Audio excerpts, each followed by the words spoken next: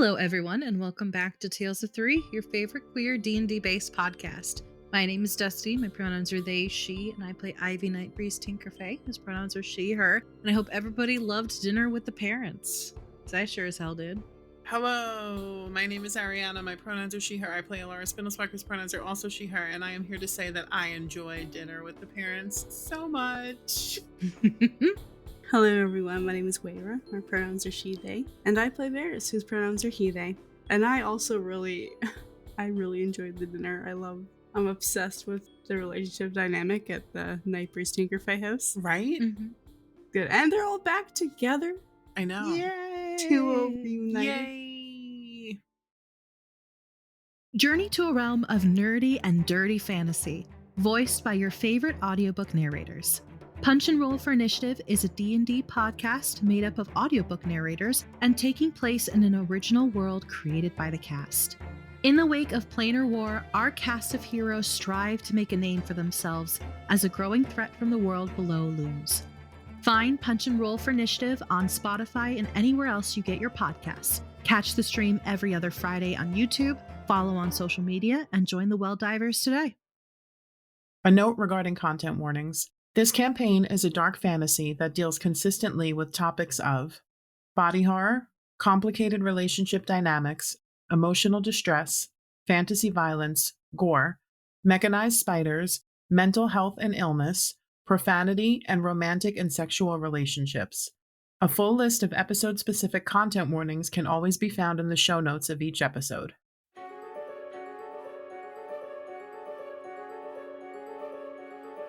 Last time, after being escorted back to Ivy's manor, Alara was floored by the size and grandeur of Ivy's estate. After a quick meeting with Ivy's parents where Basil was none too pleased with Ivy's antics, our trio was sent up to Ivy's wing, yes I said wing, where Bea took a 7-hour shower and the group got to dress up for once for dinner with Ivy's parents. Ivy put Bea in a dress, yes she's one of those pet parents, and Alara and Véres shared a sweet moment where Alara gave Véres a hug and expressed how worried she was when they were apart. At dinner, Ivy told her parents all about their adventures in Elisora, and we learned that life before the Forsaking was filled with magically powered cities and portal transportation hubs. Alara and Véres were stunned to meet a person from their literal history, and more stunned to learn that not only are there countless other material planes, but according to Basil, said planes die off and repopulate as quickly as cockroaches. With loads of new information floating around in their heads, and Ivy just happy to be home, the group was informed that they were expected to have a meeting with the God Queen Titania the next day. We pick up now with our trio heading off to bed. So I guess we go upstairs, right? Back to Ivy's room? Mm-hmm. Alara immediately finds like a place where she can change into pajamas. She like doesn't even say anything. She kicks off her loafers. She grabs her jacket and she like runs to the closet place and like disappears like into the, is it like a walk-in closet or something? Like a wardrobe area? Yeah, like there's like a curtain. And she comes out and she's wearing like loose shorts and just like a t-shirt, kind of like thick wool socks that come up to like her mid-calf, you know? And she sits down on the bench by the window. Ivy goes and changes next into a long silk nightgown, drops her dress into the basket, picks it back up and hangs it back up. Véres will go in the closet next and just comes back out in what is essentially the equivalent of fantasy sweatpants and a t-shirt. As soon as everyone is like comfortable, I think she's sitting like crisscross on the like the window bench seat thingy. Ivy, your dad is kind of like a relic of our history, and that's weird and cool. My dad is a relic, but that's besides the point. Well, I didn't mean like old, but I mean, I guess he probably is really old, right? No, he is legitimately a living relic. No offense to him. He looks very young, though. We just sort of stop aging once we reach maturity here, so I'll probably look like this for the rest of my life. So, is that just sort of an upper class thing, or? No, everybody, really. Well, Arias is old. She thinks about it. She's like, you're right, maybe it is just a court thing. And I saw children in Fellismore. Where? Just like in the town. I don't really go into town all that often, on account of everybody hates me. It's probably not safe for you, I would imagine. Not really. So your dad's from Elisora, but he doesn't age because he's on the council. but people can age, and there are children. Do we stop aging now that we're here? She thinks about it for a moment. You know, honestly, it might be something where if you remain in proximity to the Queen for long enough. Maybe it's like a boon. Maybe. We should ask her. She nods. You know, if she doesn't murder us. She's not going to murder you. Or Véres. Véres, I won't let her murder you. And I will also vouch for you if she says that you're like evil and stuff. You know, she wouldn't be wrong. She looks at you. I've told you I'm not exactly a good person. Okay, but you're not like evil. Judging by what I experienced in the Seelie, I think I'm much closer than I'd like to admit. Just reinforces the fact that I need to try harder, that's all, to do better. I think you're doing great so far. Alara makes a face. He also makes a face. Ivy's like, what? I didn't know about that, but I appreciate it. Is Ivy sitting down? I think she's sitting on the edge of her bed, which is massive, by the way. It's got like gauze canopy. Aw. It's currently tied to her bedpost, so it's not like encircling, but basically she's sitting on the edge of the bed. I think Véres was sitting beside you, but he looks and sees your hair is still up and scoots back behind you, crisscross applesauce, and just leans over and starts taking the pins out and unraveling it as he's talking. Like, it looks almost like habit. Mm-hmm. She's got like a light smile on her face while he does. He's very gentle. Well, the important thing is that you are trying to be, or going to be trying to be better, and I will help you. I'll be like the little voice on your shoulder that's like, hey, don't murder that person, you know? Maybe think about that. Like the little frog. The little frog? The what? From the children's story? Alara shakes her head. There's a story that they tell children of a little Eladrin boy who gets lost in the woods, and a little frog comes out and like perches on his shoulder and helps him through and guides him. I'll be your little frog. You know, I like the sound of a little frog much better than an inanimate voice, so... Well, it was just gonna be me regardless, you know? But if you want to picture me like a frog and that makes you feel better, that's okay too. No, I will picture you just as you are, Laura. But, as much as I appreciate it, you are not responsible for my mistakes, so... I didn't say that I was. And I'm not going to think that I am, except for what happened the last time, because that was my fault. And, you know, obviously, again, we do need to have a real discussion about everything that happened. And I don't know if I'm mentally ready for that yet. But I will say that I will be there to tell the both of you when we need to maybe stop and try to think things through if we're going to keep on this path together, you know?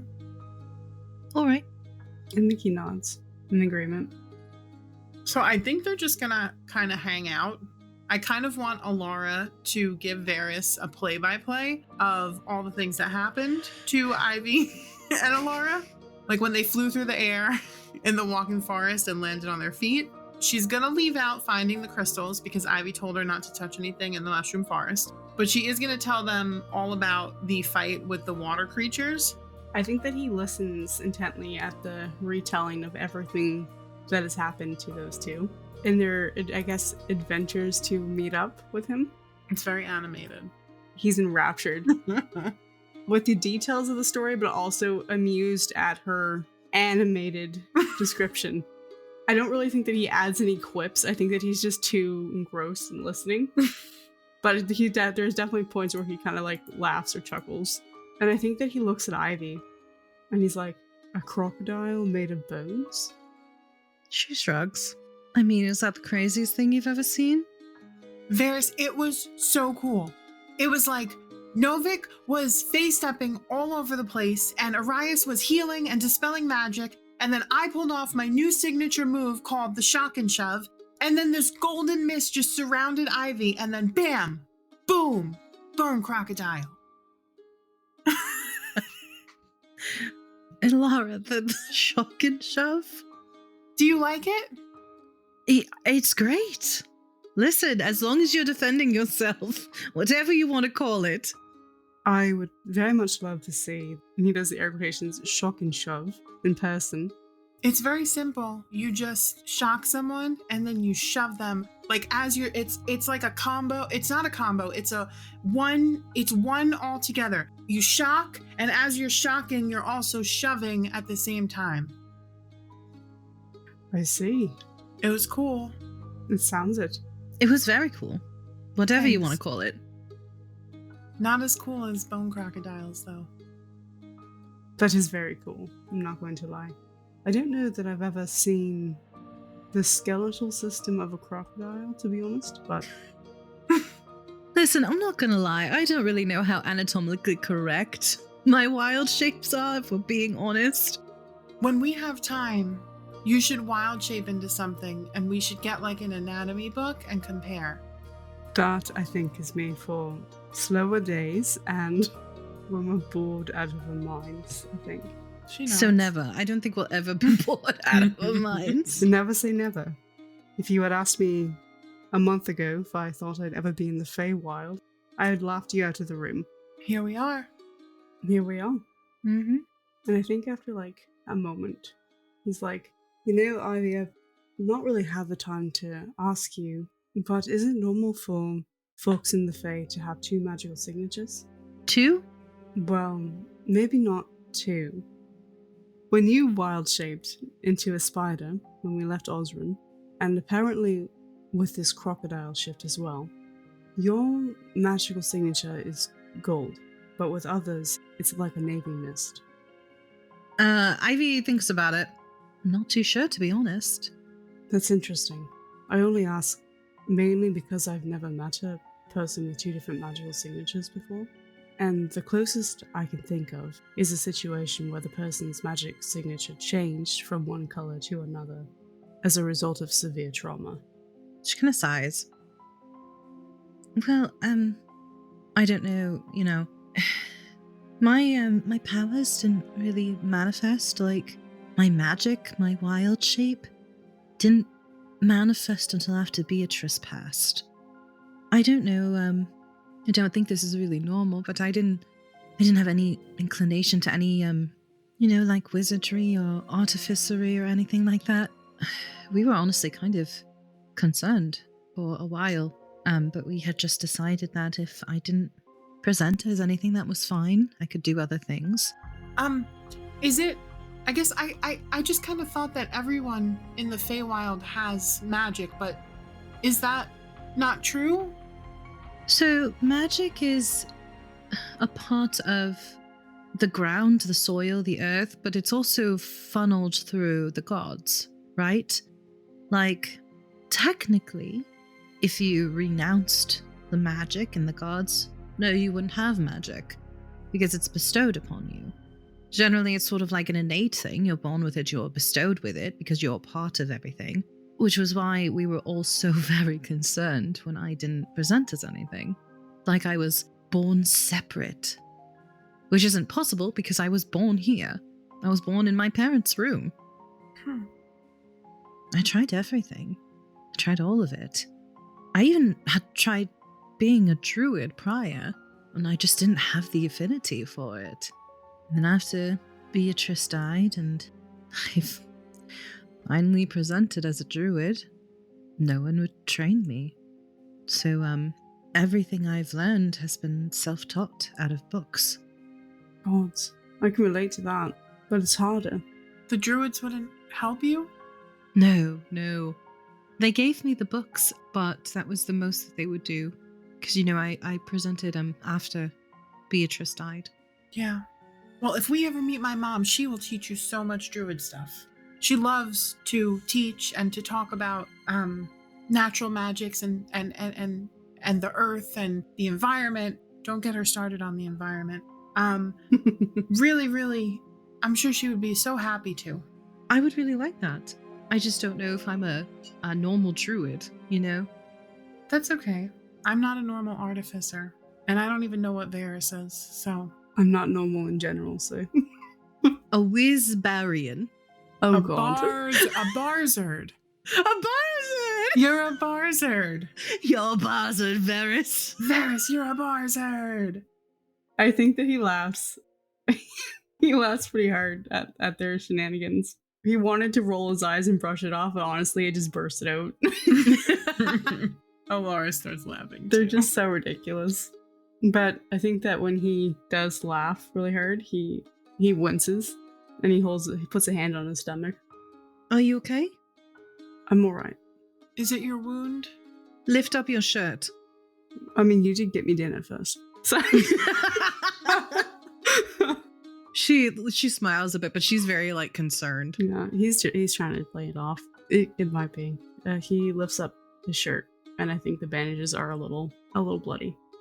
Can you take off the bandage? He starts unraveling it.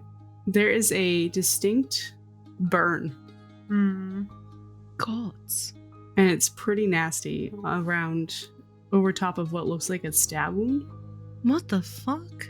It's on both sides. Laura looks at the back. Did she get skewered?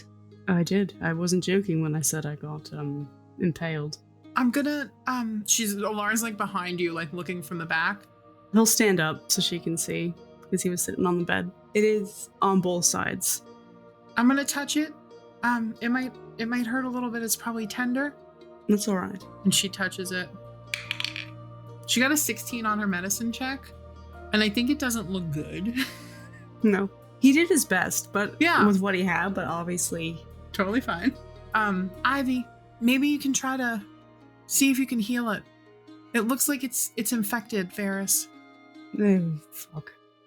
She nods, and I think she holds her hand out, and you see her magic signature. And she puts her hand very, very lightly on the worst part of it. Mm-hmm.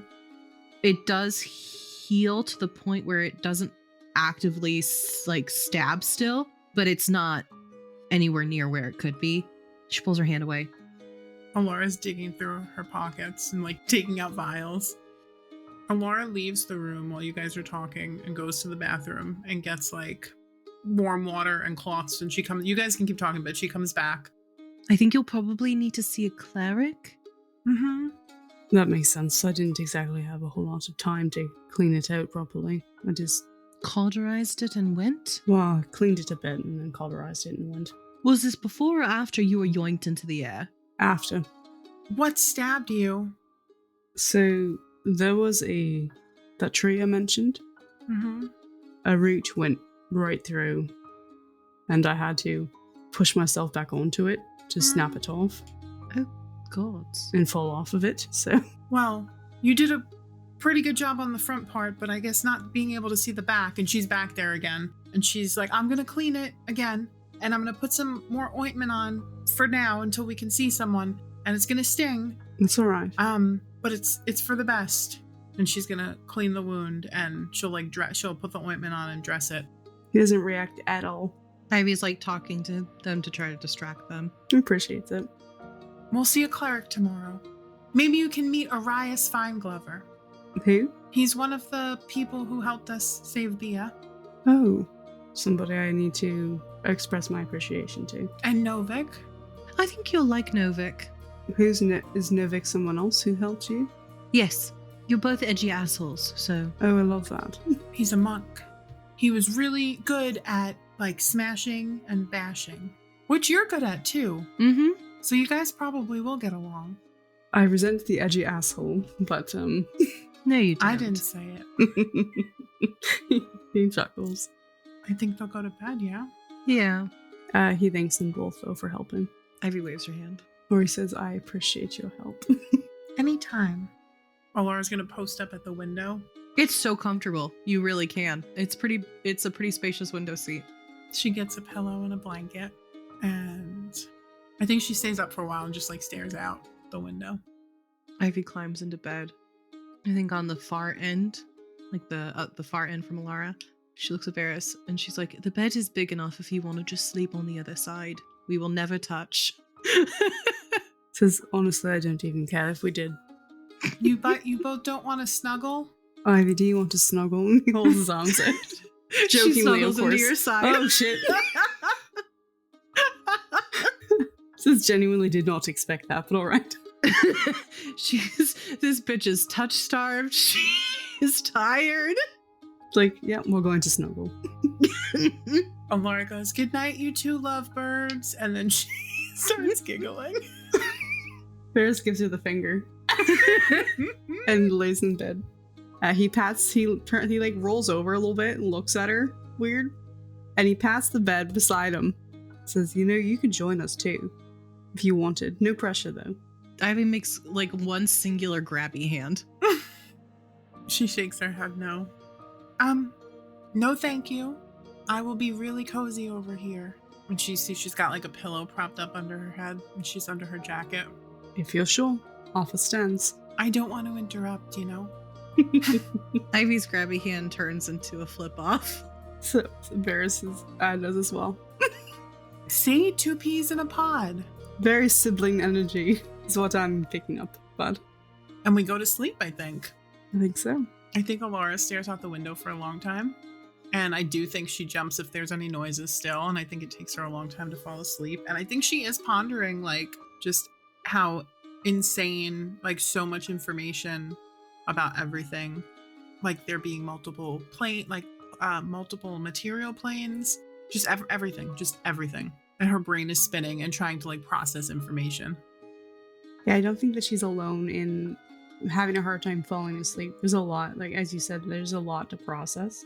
And for Véres, I think there's also the addition of, like, what if I sleep and there's more nightmares? Or what if I sleep and something happens to them? Or what if I fall asleep and I find out this was all a dream? Like, there's a lot of... He fights sleep very hard.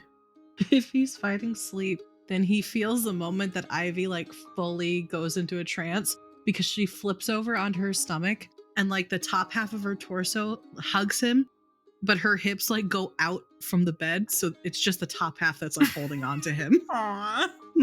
Does Ivy have trouble going to sleep? No. She feels safe. Bitch really tired. She's home, right? So she's home, she's got her friends, she's got Bia. Then I think that he just lays there for a while and looks at the ceiling and listens to her breathing and then, like, starts absently playing with her hair. Aww. And then falls asleep against his will. Against his will. Let me be very clear. Against his will. Véres, you wake. Standing amongst a sea of people, forming a circle around you. Indistinct at first, but it doesn't take long for them to morph from silhouettes to people with identifying features. The crowd spans far enough in each direction that you cannot clearly make out an end. Yet you have the unsettling feeling that you know them all, and they sure as hells know you. Some are more vivid, ingrained in your mind. You see them every time you close your eyes, after all, as if they were burned in the backs of your eyelids. A flashback to a conversation with Alara not long ago. You always remember the first few. You look back down at a body by your feet, lying on its stomach. They were a heavier set man, middle-aged and human, with short, well-groomed gray hair and a short, cropped beard. Blood steadily pooled out around him from his throat, where the tip of a blade pokes through from the other side, and you realize who they are. Porter Halvard, an advisor to a baron in... You couldn't remember where. But you know he was the first. You look around at all these people again. Some are clearer than others. Some were people you knew, people you liked. Some were just jobs, and some, well, they were personal. All at once, they turned to you, previously vacant eyes and neutral faces flashing between several different emotions, as if swapping out masks. Agony, terror, sorrow, rage, confusion, pity. They step closer to you. The closer they get, the more deranged, battered, mutilated, and defaced they become, a reflection of how you left them. They back you up into the clawing hands of the ones who were personal, and they waste no time in grabbing you. Yulinda, decaying and mangled, half out of the ground, clawing at your legs. A flash, and you see her as she was that day, illuminated by a raging inferno, and dying at your feet in a pool of her own blood, grabbing onto your leg, pleading for a mercy that never came. One grabs your shoulder, There's a sharp pain in your neck and you wince as claws dig into it. Or are they teeth? You look to meet the red eyes of your half-brother Desian, lost to madness and hunger as he burns alive, staked to the wall. You know there are more around you, more hands tearing away at your flesh, belonging to the others who were there that night. Hear them taunting, laughing, screaming, pleading. You put your hands to your head, trying to force it all away, only to feel something warm and liquid on your hands smear against your skin. You slowly pull your hands away and look down at them. They flash between images, distorted and mirrored, between yours and his. Yours, smooth and gray if slightly calloused. His, scarred, tanned skin dripping. Familiar enchanted chains hang from the wrists. The blood stains your skin and you cannot scrub it away, no matter how hard you try. The smell permeates the air. The masses overtake you. They rip, tear, and grab at you until you no longer see, wailing and screeching until it's just a torrent of agony all around you. The agony you caused. Then you are plunged into darkness. It's dark, cold, familiar.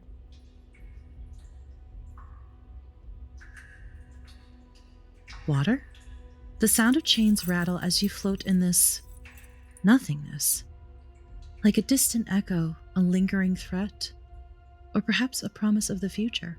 It feels as though you've been there forever, and also no time at all. Suddenly your vision returns, and that warm red liquid is all you can see, all you smell, all you taste. You're suspended in it, free floating in the blood your hands have spilled. Emotions you have not felt in a while threaten to overwhelm you now. Rage, destruction, revenge. There is nothing else.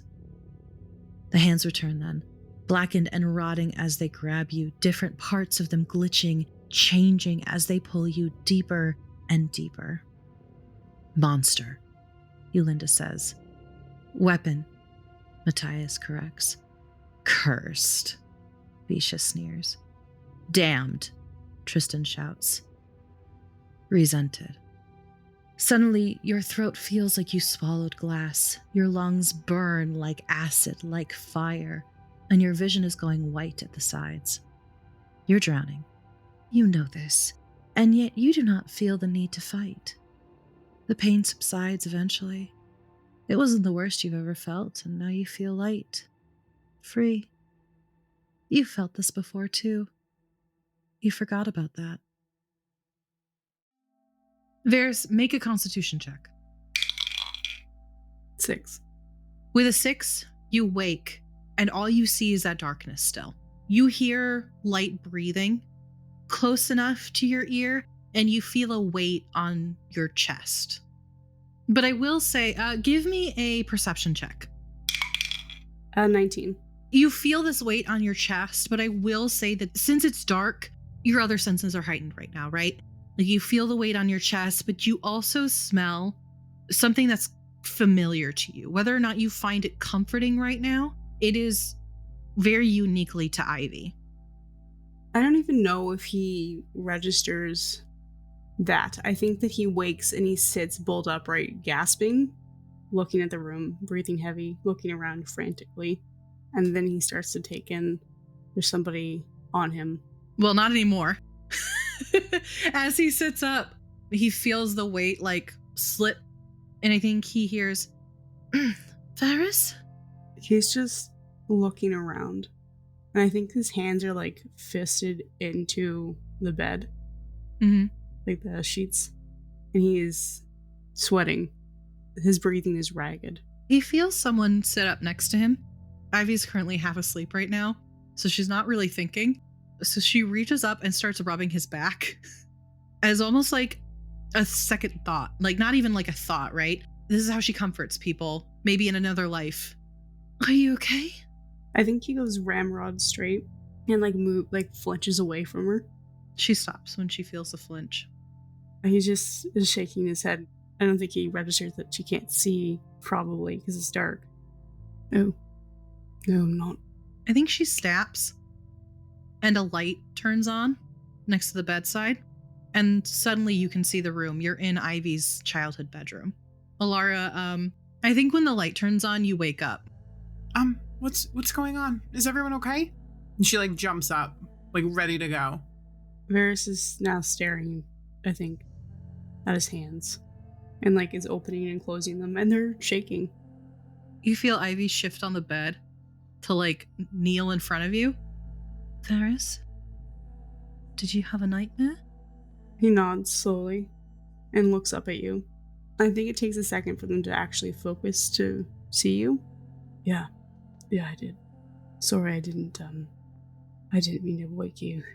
You can always wake me if you're having a hard time. I know you'd do the same for me. Alara comes over and sits on the bed next to Véres. I didn't hurt you, right? You're okay?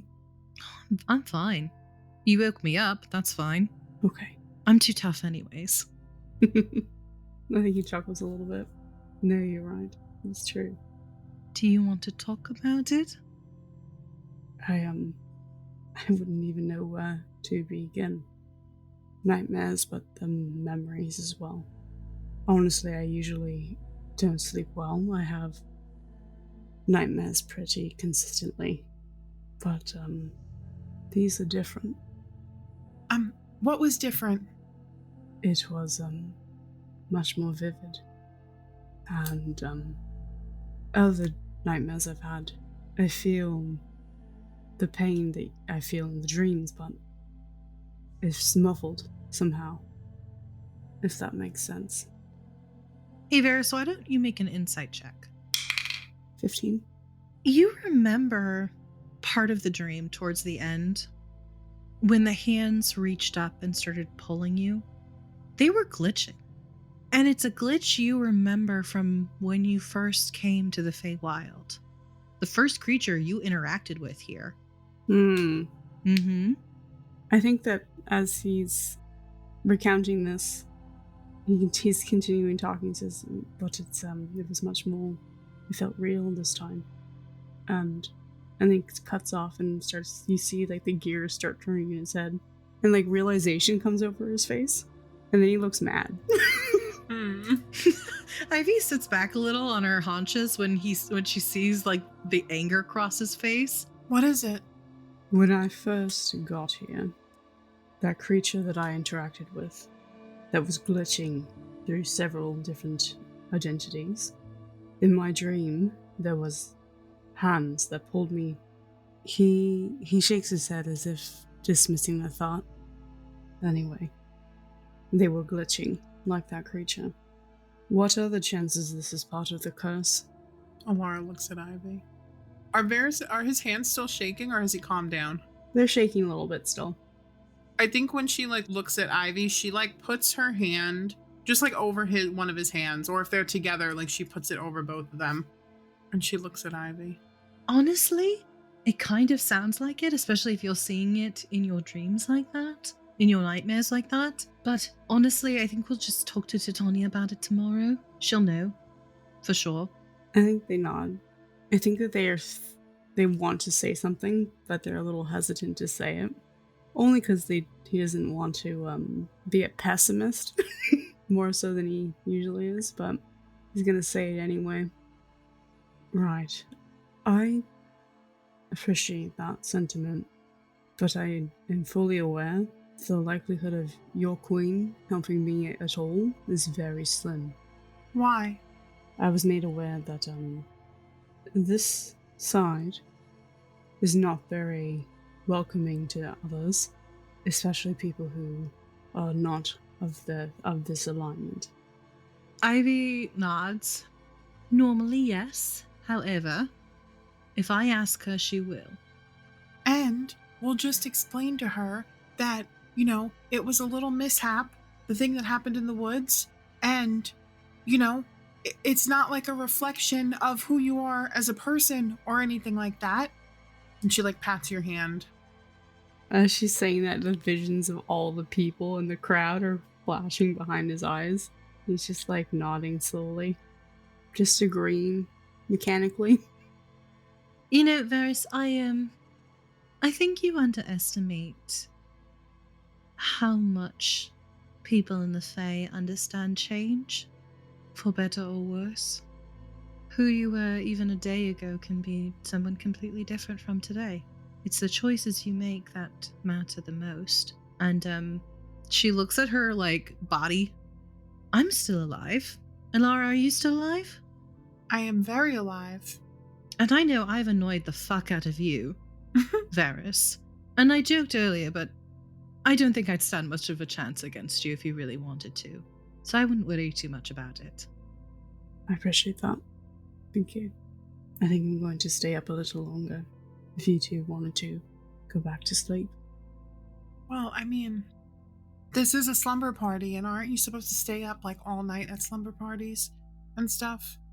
She looks at Ivy.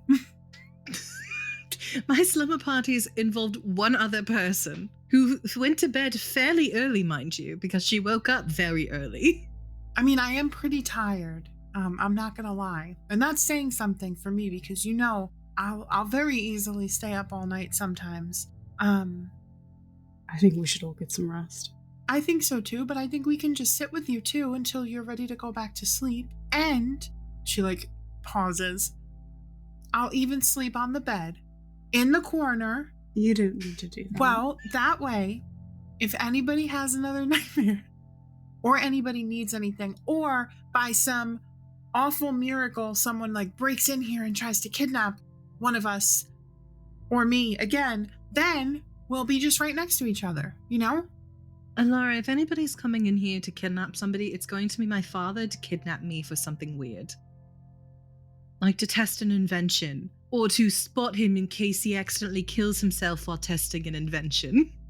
You know, somehow I could see your father running in here at 3 a.m, doing something like that. So, to be clear, Alara, you're not sleeping at the bottom of the bed. Well, I meant I'll just sleep on this area, and she gestures to. It'll be fine. I'm sure it's super cozy.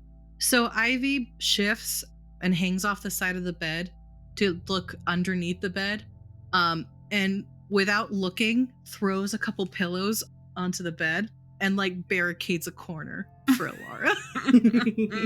I don't need a barricade. And she goes and gets her jacket. I only need my jacket. And she drapes it over herself and curls up under it until she disappears. But we can just stay up until you're ready to go to bed. I can read a children's book to you. Oh god. He lays down. Says good night. Good night. Thank you. Don't mention it. Ivy resumes her position of being half on top of Véres. Aw. He actually smiles a bit. He's kind of he's a little thankful that you're not afraid of him. Yeah, the opposite, I think. I think she also reaches out one of her arms and lays it on top of the pillow that barricades Alara. Because she did set that up. And she's gently touching your coat, but not you. Mm-hmm. And they sleep. Yeah. They sleep. So I think Ivy wakes up first, but she's just going to lay there, I think. She's very comfortable. She is happy that her friends are comfortable enough to sleep, for one, and two, that her friends are here. She's happy to be home in her bed. And I think when she left originally, she really wasn't sure the shape that her life would take. She wasn't sure if she was going to do this quest and then come home and things would be the same. But while there is still a part of her that's missing, I think there's also a part of her that's shaped like Alara and Véres that are enough to not allow her to just be swallowed by the absence of Beatrice. It's a feeling that she wasn't sure that she would ever feel. And so I think she just feels complete right now in this moment, in the early morning, in a place that's familiar with two people that aren't as familiar, but feel more familiar. Ivy, it's at this time that you're kind of enjoying this, I guess, new sort of comfort. Mm-hmm. That you hear a knock on the door. And they don't wait for you to say come in. It opens. As it should. And you just see Basil, your father, poke his head through the door and scan the room. This huge room. What does Basil see? I think Basil sees the three of them sleeping on the bed. Ivy is still halfway on top of Véres.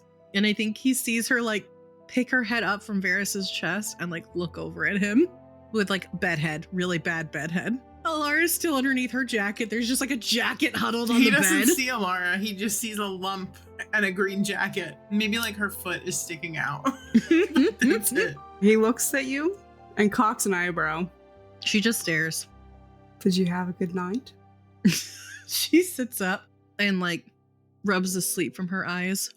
It was okay. And I think she slips out of bed. And like the way she tames her hair is just by pulling it into a bun. She doesn't even bother with it. I think that he smiles at you softly and sits at the window seat and just kind of motions for you to join him. She does. You seem very comfortable with them. She nods. Honestly, it kind of surprised me too. I don't think it's a bad thing, though. I don't either. You know, they're a little odd, I will admit. But, I think she laughs a little bit. he smiles. I think that you three complement one another, from what I get. And, I really think she would have liked them. I think she pauses for a moment, not expecting that. And then she looks back at the two of them. I really think you're right. You know, it's funny, sometimes I see her in both of them. Alara is just so smart. And she's so kind. And I, I see a little bit of that sunshine in her that I saw in Beatrice. It's just everywhere she goes, people love her. And for good reason. And then Véres is very strong and very strong-willed. Honestly, I'd really like to see the two of them on the training grounds. I think that would have been really interesting. Neither of them know how to give up. And that's not a bad thing. And his, sense of humor is a lot like Beatrice's too. I could see the group of you being very close. And I think you will be close. You know, it's interesting where life takes us. I can't see a world in which she would still be here and I would be friends with them. Don't know if I would have ever had a reason to go elsewhere. So while I sometimes, in quiet moments, think about what it'd be like if she was here with us, I also know that's not a possibility in any world. And it hurts, of course, the understanding, but I don't know, I very quickly find myself thinking that I wouldn't trade them for the world. I think he reaches out and kind of gives you this little gentle side hug and like rubs your back comfortingly. I cannot tell you how proud I am of you, Ivy. I don't think she really knows what to say to that, so she just sort of like shrugs, I think, a bit. It's no small feat going to a new world the way you did, let alone coming back with friends in such a short period of time. It's a brave thing you did. She smiles. Honestly, if I were anyone else, I would have put money against me making friends elsewhere. Oh, come now. What's not to love? My abrasive personality? You're perfect. She laughs at that. He pinches your cheek. You know, I think your therapist would be super proud of the progress you've made. I think she makes like a noise. She like sticks her finger in her mouth and like, ugh. He laughs. And she laughs too. Well, I had come up to tell you that the breakfast will be ready shortly, but I think we'll postpone it a little bit. Looks like your friends are still sleeping. She nods, looking at the two of them. Alara closes her eyes really quickly when you look over. See her face peeking out. Yeah, like her face isn't peeking out of the... And when you look over, she closes her eyes. You see one of Véres' eyes like twitch as if his closed really quickly too. And his chest is rising and falling as if he's sleeping, but it's a little off. She looks back at the two of them and then looks at her dad. And she goes, why don't we bring breakfast into my little kitchen area. I can certainly arrange that. Reminder though, you are going to a private audience with the Queen. Yes, probably after breakfast and we get ready and we'll go over there. That's what I'm thinking.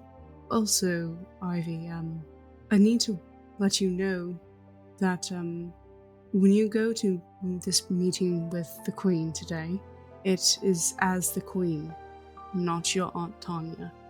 So dress accordingly and behave accordingly. She is not pleased. And I was trying to think of how to phrase this. Your actions have had severe consequences that could have been a lot worse, almost resulting in loss of life. So, I think her brows crease when you say that. tread carefully. Who? The guards who accompanied you. Her eyebrows raise. Did they almost not make it? But the fight, they looked like they were handling it pretty well. Oh, no, they made it out of the fight all right. Oh. And he looks at you pointedly, and he nods. And Ivy, you know that you made a choice when you decided to reveal your very specific, very not seen before wild shape to the two guards. I think Ivy sometimes gets these looks that you can generally read pretty easily, and this one is no exception, but it's not one that I think you've ever seen when it comes to Titania. It's like a set defiance. Like, you've seen her, like, joke around. You've seen her be like, I'm God's perfect princess. But this is like, I think this is a little startling in a way. This is like, I'm not going to back down. This is not going to happen. Anyway, I shall have your breakfast brought up to your kitchen area. I'll be off for the morning to go lecture. So, I'll see you later. And I love you. I think she, like, is perplexed for a moment and then realizes that this is his punishment from Titania. Yeah. And tries not to laugh. He smiles. He pulls you into a hug. I think he kisses your forehead. Good luck. I'll see you later. You good luck too. Thank you. Honey leaves. So I think the moment the door clicks shut and there's like a second pause, then she looks at the two of them and she's like, I know you're both awake. Laura throws her jacket off and sits up. Véres stays pretending like he's sleeping. Ivy grabs a pillow and throws it at him. He catches it. I didn't want to interrupt the moment. Yeah, neither did I. I woke up and he was already in there. How much did you all hear? Everything, I assume. Laura nods. She just sort of shrugs and she's like, oh well, my cool, mysterious mystique is off, I guess. You love your dad. She nods. So, Titania's pretty mad at you, huh? She nods again, more emphatically this time. What did your dad mean about Novik and Arias? So my wild shape has never been seen before by anyone other than very few people, right? When it has been seen, that memory has been taken away. It is very, very important that you understand that. And honestly, keeping the memory of having seen my wild shape is a very big privilege. That being understood, I know that what I did was impulsive, but I am confident that I can talk Titania into not killing them. She wants to kill them? Because they saw your wild shape? She nods. Generally, the mind erasing is reserved for, like, the council members, but I am confident that it'll be fine. You know, she's just upset. Once I talk to her, everything will be okay. So, there's a high chance that we will have that memory removed for us as well. No, I won't let her. Well, if she wants to do it, I don't think there's much you can do to stop her, Ivy. She also doesn't want to make me upset, and that would make me very upset. Why can't anyone else see your wild shape? Why is it such a big secret? Have you ever seen a wild shape like mine? Or one that differs from normal wild shapes? No, but I mean, I haven't seen most of what I've seen in the past couple of months, so really, at this point, nothing. Have you ever read about anyone like that? No. It's not normal. And on top of that, everybody knows that I only manifested my abilities after Beatrice died. If they found out that my wild shape was death incarnate, they already hate me, Alara. Don't give them a reason to kill me. So she keeps it secret to keep you from having people hate you even more? She keeps it a secret to keep me alive. People destroy what they don't know. I think we all know that by now. So we're not talking about it outside of here. What happens if you involuntarily turn into the wolf again? You two have been seeming to handle her just fine. Well, I mean, if it happens in front of other people, they just get murdered or they get their memories taken? She nods. Honestly, though, it so rarely happened before I left. I think it only happened like twice, if that. So it's not like scores of people have been killed or erased. I don't want my memory erased. If I have a choice in the matter. I will make sure that it doesn't happen. You said that she wants to keep you happy. So basically you can just do whatever you want and there's no consequences? Well, not whatever I want. I normally don't do a lot to really test her patience. I'm a shit, of course, but this is probably the wildest thing I've ever done. So are we really in trouble now? Because yesterday you were super easy breezy about it. She She's like, I'll believe it when I see it. I think she rocks from side to side for a moment. And she's like, I think what's going to happen is we're going to get in there and she's going to be super mad and super business. But the more we talk, the more she's going to loosen up. And then I can ask about the nightmare thing. Although she might just see it on you. So Oh, great. yeah, she sees everything. Véres opens both of his eyes now and sits up, and he looks at you and he's looks disappointed. Essentially.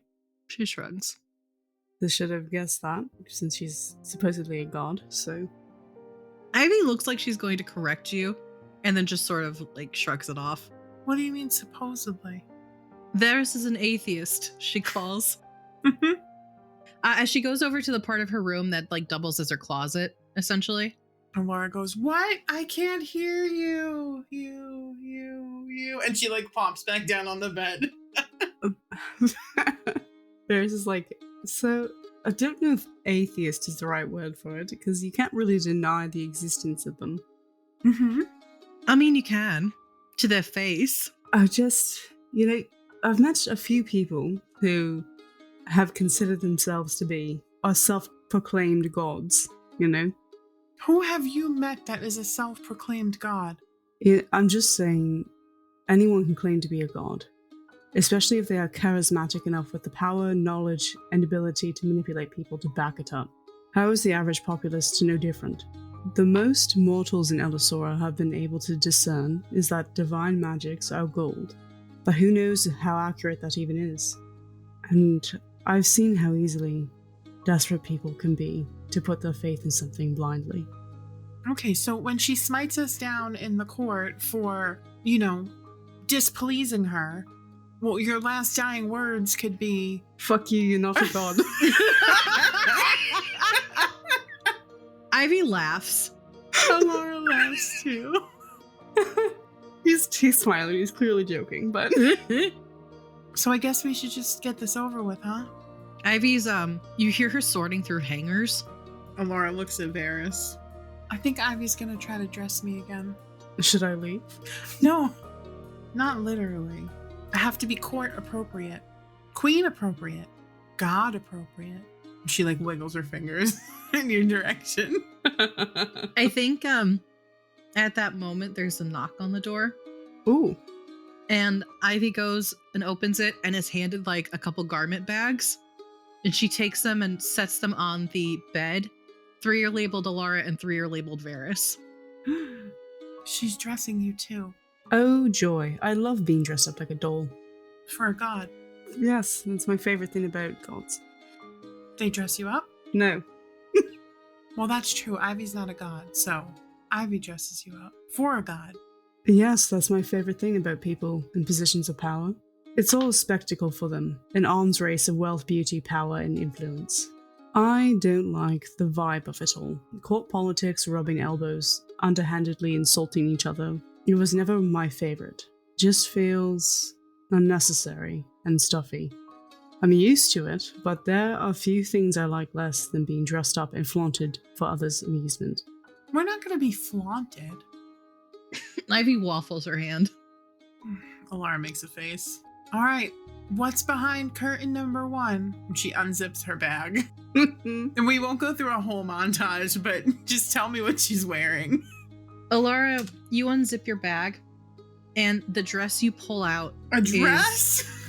She goes and I go.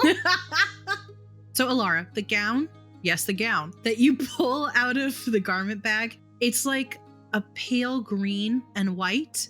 The bodice is fitted. It's got a corset back in the back and has gold filigree etched into it as it comes up and swirls around. It's a sweetheart neckline and has cap sleeves with gossamer that travels from the front of your arms to the back, mimicking a cape, basically. It's gossamer silk, see-through, very light, and sort of trails behind you a little bit. The skirt goes down to the floor as well, also made of this silk gossamer. Mm-hmm. The front of it is white. The sides are a pale green that has vinery etched into it. So beautiful. As you're holding it, it does feel very light. That's gorgeous. Mm-hmm. You also notice at the bottom of the bag are some silk slippers, basically. They're like ballet flats that are also etched in that same gold filigree, and they're green. She looks at it. She's like, it's really beautiful. But why do I have to? It's so fancy. Véres looks over at it. We're just going to get yelled at, you know? She's like holding it out of the bag now. Unfortunately, that's court. Oh, it's beautiful. That'll suit you. Ivy nods. I can do your hair for you if you want. To match the fancy dress. Mm-hmm. I'm just not used to wearing stuff like this, you know? No, I understand. Véres looks at the corset and is suddenly reminded of the memory that returned to him not long ago about meeting Alara as Carowin in Pellbrook at that river nearby. How she was having a panic attack while desperately trying to loosen it on her own, which resulted in her only making it worse. And before he has the sense to keep it to himself, he says, "You don't need to tighten that corset all the way." She looks relieved when you say that. You'd probably be a lot more comfortable if you didn't. She like nods. Yeah, okay. I don't like them. They're really uncomfortable, you know? I know. Okay, well, let's see yours then. He looks to his. Véres, it's a couple different pieces that have been hung on this hanger to basically mimic what it's supposed to look like. It has pants, it has an overcoat, it has a belt, it has a couple different chains on it as well, and a fitted shirt. Oh god. Okay. So as you basically pull it on, the pants are tight fitted, Mm-hmm. like you would imagine regal pants fitting. The shirt comes up to the collar. It is buttoned all the way up in these like intricate gold buttons. Wow. It comes down to the cuff. They are also buttoned from about elbow down. There is an attached half cape, which you're kind of used to. So the bulk of the outfit is black. The attached half cape attaches by a one piece that goes underneath the black belt. That piece is like it's like a mid-level green. And then the cape that is attached that goes down off the left shoulder is blue. There's a chain that hangs that attaches from that extra piece to the shirt. And then there is also a chain that hangs from your belt from one side to the back. This is also, it looks and feels like leather, but it is also very light.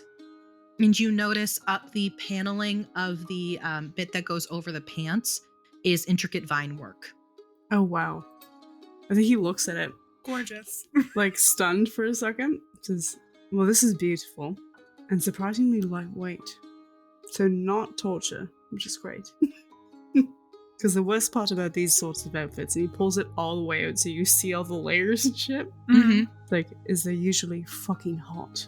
There's like 3 or 4 layers going on here. Yeah.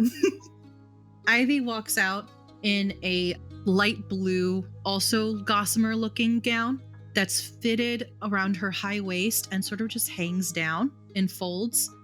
There's no sleeves, and it comes down to about where the cleavage is starting to get a little bit dicey. But in the front is a stained glass butterfly. Ooh. Wow. And hanging down in the front is like very detailed vine work, like actual vines that have little roses sprouting out of them. And she's got a couple roses in her hair. Her hair has turned from just a messy bun to like a intentional messy bun with roses in the folds. And she's got her heels on. So I think they all kind of get dressed like in their own little space. Mm-hmm. There's enough spaces to like hide in and Yeah.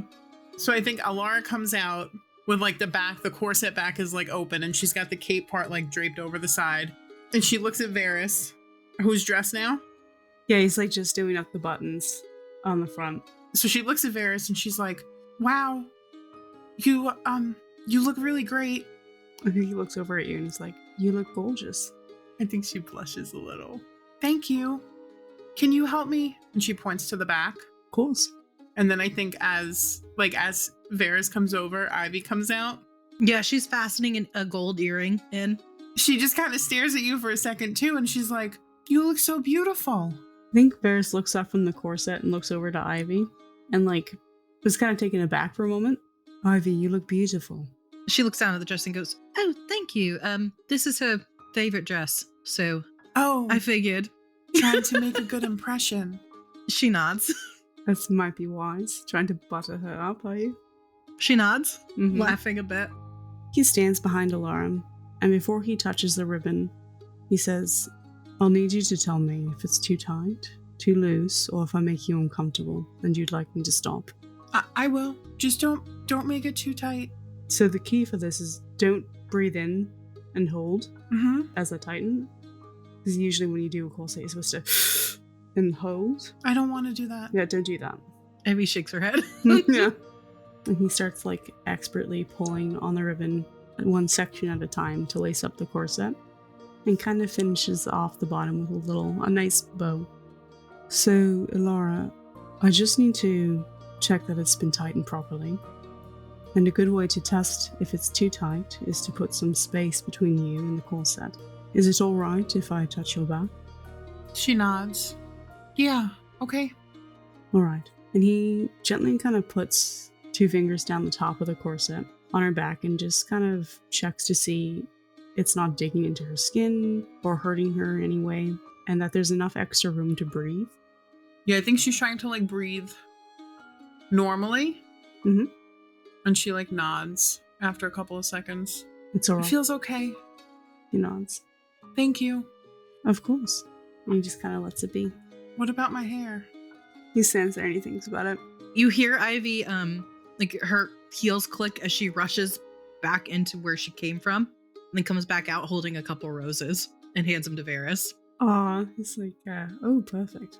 Do you have any ties back there? Perhaps? Yeah, she goes and grabs some. He does a half updo for Alara. This beautiful kind of intricate braid work where it looks like she's wearing a circlet of a braid. Oh, wow. And he kind of winds the roses in through it sporadically. So it looks like kind of like artistic. Véres has done his hair up the same way that it was for dinner with Ivy's parents because he doesn't want to do extra work. Fair. Ivy sneaks a rose in. How cute. I'm obsessed with this. Okay, everyone come here. And I want to take them both to like, is there a mirror big enough to see like the 3 of them? Yeah. Okay. So she brings them up to it and she thinks she's like standing in the middle and she like links arms with both of them. And she like looks at everybody in the mirror. We look amazing and we are going to go in there and not get murdered by God. Ivy laughs. Véres does air quotations. I saw that in the mirror. I'm joking, of course. Me too. Ivy smiles. And then Ivy goes, all right, are you both ready to meet a god? No, but I'll do it for you. You know, the first time I thought I would ever meet a god, I thought it would be in anger. So this will be fun. Guess it's the other way around. It is. Well, she is angry. Yeah, she's mad at me, not me at her. That's fair. All right. All right. Ladies first. He like holds the door for them. And Ivy clicks her way out of the room. And you make your way to the castle. Are they escorted? No, but I think when we get outside, There's a bunch of butterflies. there is a flock of butterflies. And they look like the one on Ivy's dress. Oh, nice. They're like close. So, a lot of butterflies in the Fae, I've noticed. They're so pretty. They're Titania's. Great. Like she keeps butterflies? Yeah, she makes them. She makes them. So they're sort of like the spies? In a crass way, sure. She can see through them? Yeah. It's not like she can see through all of them at the same time. She really just has to like pick one. But it's like never ending angles, I guess. And one of the butterflies lands on Ivy's head. I think she's looking through that one. Laura waves. You see one little butterfly leg. No, I'm kidding. And you make your way to the castle, I think. Mm-hmm. Mm-hmm. Thanks so much for listening. We are grateful for the love and support. If you're enjoying the show, please consider leaving us a 5-star review and tell your friends about us too. A like, subscribe, or share goes a long way for small creators like us. If you want more Tales of Three, head over to our Patreon, where we have a ton of free bloopers and episode extras, as well as some paid tiers with even more perks. Speaking of, huge shout out to our Green Fiend Patreon supporter, Michael. Also, if you join the Red Rogues for $5 a month, you'll get access to RDCC, an after show where we deep dive into character motivations, player reactions, and give a glimpse at our creative process. And with that, our story pauses here for today. Join us next time as we continue our adventures, and remember, it's never too late to start your own. Bye! Obsessed with Laura. We have to do better if we're going to continue on this path together. Do you want to see the shit I stole? Technically, she didn't steal them. They were on the ground. They're the rocks that Ivy told her not to touch. I know. It's just very funny the way she says that. Yeah. I don't know why I just put a pretzel in my mouth. Hold on. Because he's snacky. Because munching. Remember I talked about this a second ago? Mm-hmm. Vaguely. Vaguely. Why don't you roll me a Death save. surprise, Shotty? You're gonna die in your sleep. He's gonna murder Ivy. It crossed my mind for a second. Should I roll, or is this something that I would just know? I feel like you can say, like You glitch. Oh. So this is the face you made for like a good 3 seconds. I was like, damn, she really thinking about it. No, Véres, I think you, oi. crikey. At 5 a.m, Ivy. No. Yeah. Basil bursts in. Ivy, I need you for a moment. Ivy, I made a self-propelling dagger. And then the tranquility is broken, but Basil bursting through the door.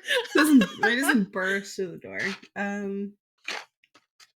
Though I love that image. Ivy.